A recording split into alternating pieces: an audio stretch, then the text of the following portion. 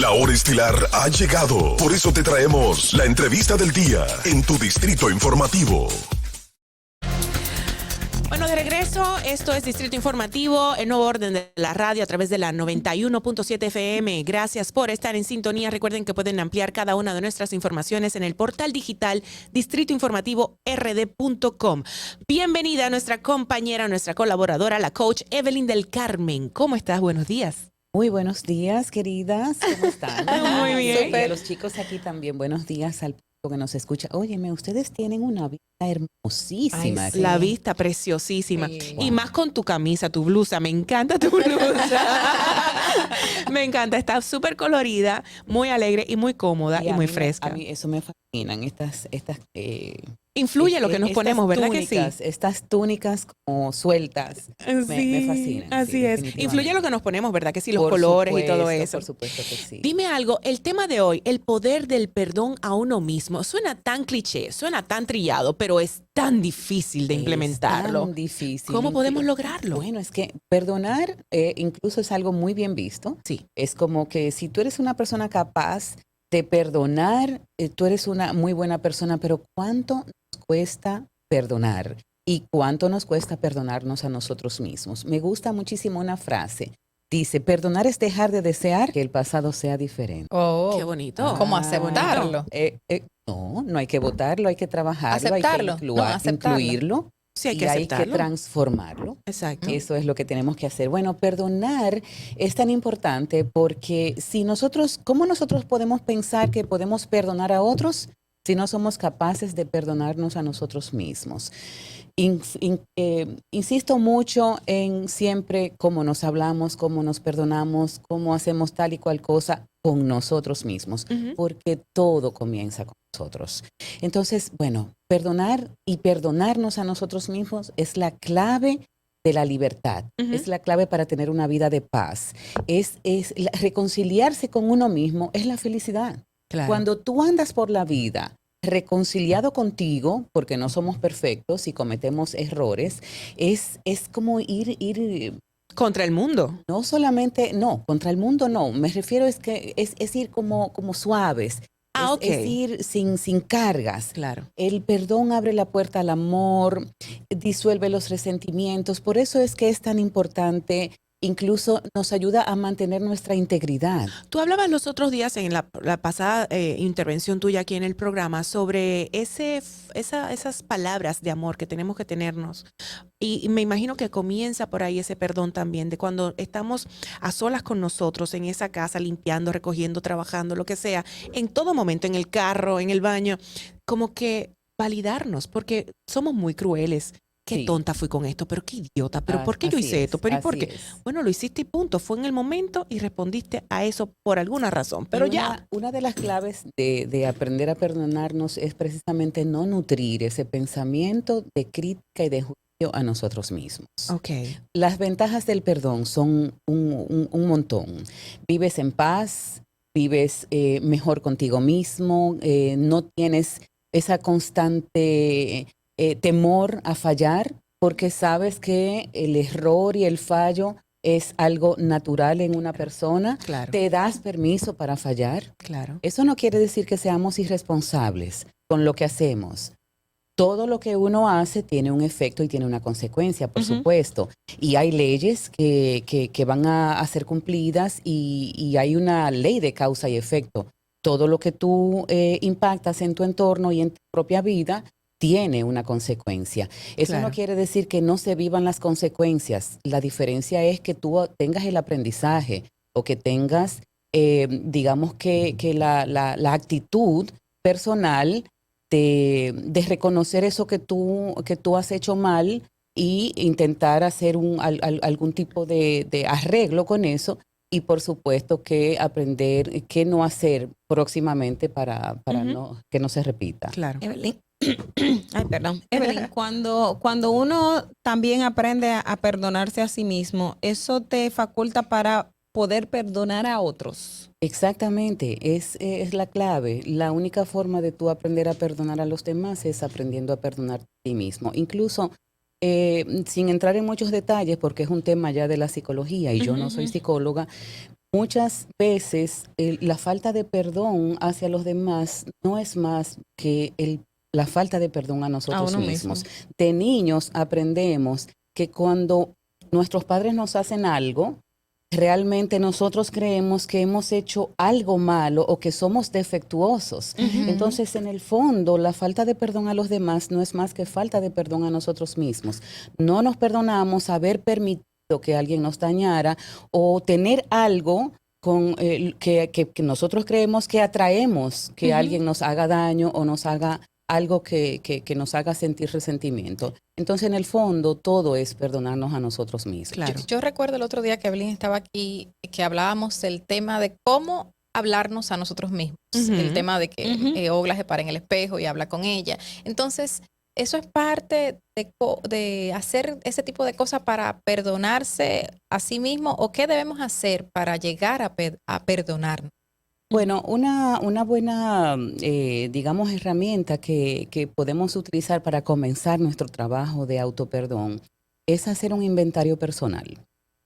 Un inventario personal sí es como tú coges un papel, ¿no? Y haces dos columnas. En una columna tú vas a colocar las características positivas que tú sabes que tienes. En otra columna vas a colocar los defectos de carácter. Entonces, defectos de carácter. Defectos de carácter, sí. Okay. Porque eso no quiere decir que tú naciste con tal o cual condición que te hace malo ni bueno, no. Tú tienes defectos de carácter. Bueno, entonces cuando tú haces esa lista debes procurar primero hacerla de una manera, digamos que objetiva. No se trata de hacer una lista y unos agravios con nosotros mismos, no. Es algo bastante objetivo. La lista de características positivas definitivamente debe ser mucho más grande. Y cuando tú escribes eso, e incluso si eres capaz de compartirlo con alguien de tu confianza, que no te vaya a juzgar y que te pueda simplemente escuchar de una manera neutral, eso hace que tú le quites fuerza a esos defectos, porque los estás pudiendo mirar. Y en la medida en que tú miras algo y puedes integrarlo y aceptarlo, entonces estás ya, digamos que, preparado para transformarlo. Excelente.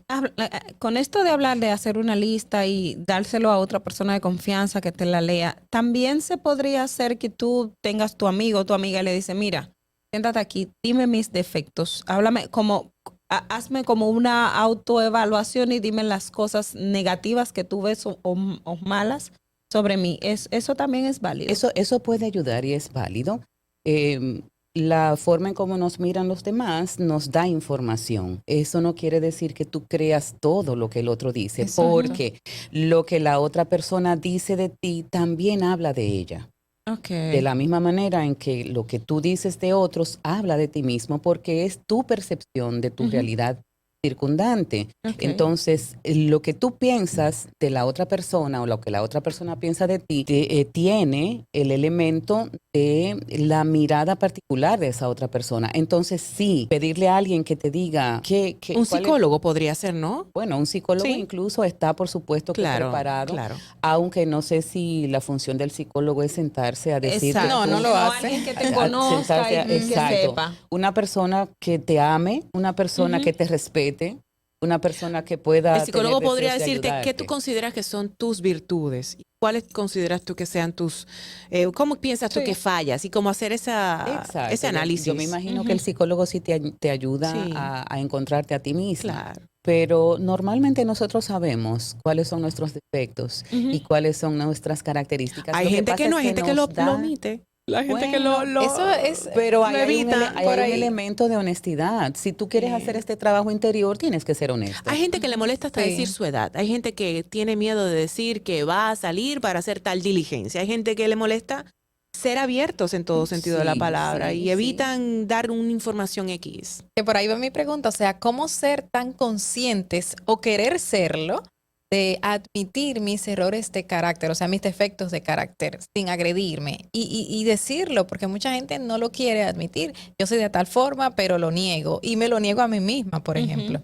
Bueno, cuando tú escribes en esa lista de defectos de carácter, tú puedes incluso soltar en ese papel todo lo que se Sin te pensar. ocurre, pero luego, si tú decides tener el momento para, digamos que observar esa lista, te das cuenta de que hay un montón de cosas que se repiten con diferentes nombres. Ok. Entonces, al final, lo que queremos es que tú puedas ver esos defectos de carácter para que los puedas transformar. Una vez que tú dices, bueno, yo, qué sé yo, hay una cosa importante. A ver. Cuando tú te refieres a tus defectos de carácter, nunca utilizar la frase yo soy delante. Nunca utilizar la frase yo soy. ¿Qué podría ser? Es Ajá. mejor utilizar verbos que adjetivos. Ok. ¿Cómo que? En vez de decir, soy perezosa, entre mis defectos de carácter está la pereza. La pereza. Ajá. Porque Ok. eso me pone en la facilidad o en el estado de recursos para transformar eso. Me gusta. Si yo digo soy tal cosa, Ya lo estás yo lo decretando. ya lo claro. estoy decretando. Y Claro. no solamente eso, para los creyentes, para nosotros los creyentes, Ajá. pues la frase yo soy tiene mucho peso. Mucho peso, así es. Porque es la definición de Dios en ti. Ok. ¿eh? Así es. Entonces, siempre utilizar verbos para hacer esa lista de defectos que tenemos y no utilizar adjetivos, porque los adjetivos nos califican y eso es lo que andamos buscando, que no nos Que no nos califiquemos. Qué interesante, me gusta Qué todo bueno. este tema, de verdad. Me imagino que así como nos hacemos daño, así mismo vamos juzgando al otro. Por ejemplo, si yo soy perezosa, en el ejemplo que tú acabas de poner, veo en el otro esa pereza. Así es. Es como un espejo constante. Fíjate, la falta de perdón trae mucha culpa y la culpa no es más que una exigencia extrema, es una necesidad de perfeccionismo. De validación. Y cuando tú eres exigente y no te perdonas a ti mismo, tampoco puedes perdonar a los demás. En la medida en que tú eres exigente contigo, así mismo vas a ser exigente con otros. Esos exigentes Ok. son exitosos en la vida, en los negocios, en el lado profesional, en las familias. Se llega a ser exitoso siendo exigente, porque hay gente que son cuadraditas y Y bueno, puede ser. Yo pienso que sí, que puede ser, pero hay una serie de elementos que influyen en eso. Acuérdate que quizás no es lo- que no van es lo mismo. avasallando personas y Ya- emociones, ya, claro. pero bueno, Sí. habría que ver cuál es la definición de éxito que tiene para esa Ujú. persona. Bien. Porque puede ser que sean personas que tengan mucho dinero, que hayan acumulado mucho éxito público, Pero pobres profesional. como Bueno, personas. hay que ver cómo se sienten o cómo son sus relaciones con los Exacto. demás. Exacto. Entonces, por ejemplo, hay una diferencia entre la excelencia y la perfección. Ok. O sea, en la excelencia tú buscas el cuidado de los detalles, tú utilizas incluso los errores o tú utilizas las experiencias pasadas para buscar, mejores maneras de lograr las cosas. En el perfeccionismo hay una obsesión porque las cosas salgan exactamente como están en nuestra mente y si no Estructuradas. salen, pues no valen, son Ok. inaceptables. Entonces, esa es una diferencia importante a la hora de mirar cómo estamos tratando también a los demás y cómo nos tratamos a nosotros. Bueno, además del inventario personal, practicar la gentileza con uno, por ejemplo, de esa lista tú puedes elegir un defecto de carácter y buscar su opuesto como característica. Vamos a suponer que yo sea muy exigente conmigo misma y lo soy con otros. Entonces, algo opuesto a eso sería reconocerme. Ujú. Ok. Entonces, ¿cómo practico eso? Bueno, busco una manera de expresar ese opuesto como característica en mí y en los demás. Ujú. Conmigo, bueno, me puedo felicitar porque cometí un error. A Ujú. mí me pasa. Yo he sido una persona que he tenido que trabajar mi perfeccionismo. Y lo Ok. reconociste en el momento. Claro que sí. Claro. La vida me ha puesto también, me A ha tener chocado que contra muchas reconocerlo, paredes claro. para yo hacer ese trabajo. Ujú. Entonces, de repente, algo que yo utilizo y que me ha dado trabajo es reconocer que lo hice, que hice por ejemplo, que cometí un error, pero que pude fluir. Claro. Felicidades, Ay, qué bueno. Evelyn, cometiste un error, pero fluiste. Ahora ya sabes qué no tienes que hacer la próxima vez que te suceda. Cómo reconocerlo en el otro. gracias por haberlo hecho distinto. Qué bien que pudiste resolver con esa nueva idea que yo no me imaginaba. Claro, me encanta. Buenos días, ¿quién nos habla? Buenos días. Muy buenos días, le habla José Jiménez desde la ciudad de Nueva York. Qué bueno que tienen a esa excelente persona, Evelyn. Colaboradora Evelyn. Una pregunta. Carmen, así es. Hace creo 2 minutos mencionaban el tema de las personas que han alcanzado riquezas. Y entonces yo me pregunto, estas personas que ahora mismo están siendo procesadas en los diferentes casos, ellos básicamente casi todos venían de una pobreza y llegaron a alcanzar una riqueza, pero ¿a qué costo? Lamentablemente. Gracias. Ese es tu comentario, pregunta, es tu comentario. ¿A qué costo han llegado a este punto? Bueno, pero imagínate, ¿cuál es el costo que tú estás agregándole a tu vida cuando tú incluso públicamente estás siendo señalado?